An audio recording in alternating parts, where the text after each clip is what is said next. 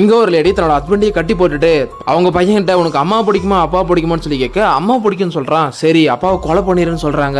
என்ன ஆயிருக்குன்னா கொஞ்ச நாள் முன்னாடி தான் ஸ்கூல்ல இருக்க பசங்க எல்லாம் இவனை போட்டு பொல்லி பண்ணியிருப்பாங்க. அதனால வீட்டில் வந்து கம்ப்ளைண்ட் பண்ணலாம்னு சொல்லி வந்திருப்பான். ஆனா அவங்க அப்பா வந்து அவங்க அம்மாவை போட்டு கொடுமை பண்ணிட்டு தன் பையனையும் அடிக்கிறாரு. அதனால ஆத்திரமடைஞ்ச தன்னோட அம்மாவும் அவங்களை கட்டி போட்டுட்டு கொலை பண்ணிக்கிட்டு இருக்கு. அந்த பையன் ஓடி போயிடுவான்னு பார்த்தா கொலை பண்றான் ஓகேன்னு சொல்றான். அப்படியே முடிஞ்சிருது. வளர்ந்ததுக்கு அப்புறம் இந்த பழக்கம் அவனை விட்டு போகல. அதனால அனாதையா இருக்கிற நிறைய பேர் கூட்டிட்டு வந்து பல கொலைகள் பண்ணிட்டு இருக்கான். கொலை அதிகமாக என்ன பண்றது, அது எப்படி மறைக்கிறது? அதனால கறியெல்லாம் சமைச்சு சாப்பிட ஆரம்பிக்கிறாங்க.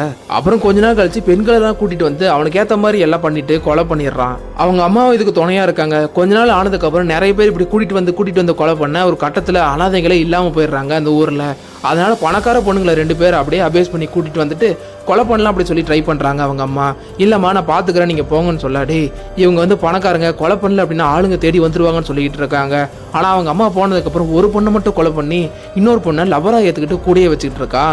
ஒரு நாள் அவங்க அம்மா வந்து இதை பார்த்துட்டு இந்த பொண்ணை கொலை பண்ணு சொல்லி ட்ரை பண்றாங்க. அந்த நேரத்தில் போலீஸ் இவங்களை கண்டுபிடிச்சி வந்துருவாங்க. அவங்க அம்மாவை நான் பாத்துக்கிறேன் அப்படின்னு சொல்லிட்டு அந்த பையனை விரட்டி விட்டுட்டு இவங்களே அந்த பொண்ணை கொலை பண்ணிட்டு அப்படியே கைதாயிடுறாங்க.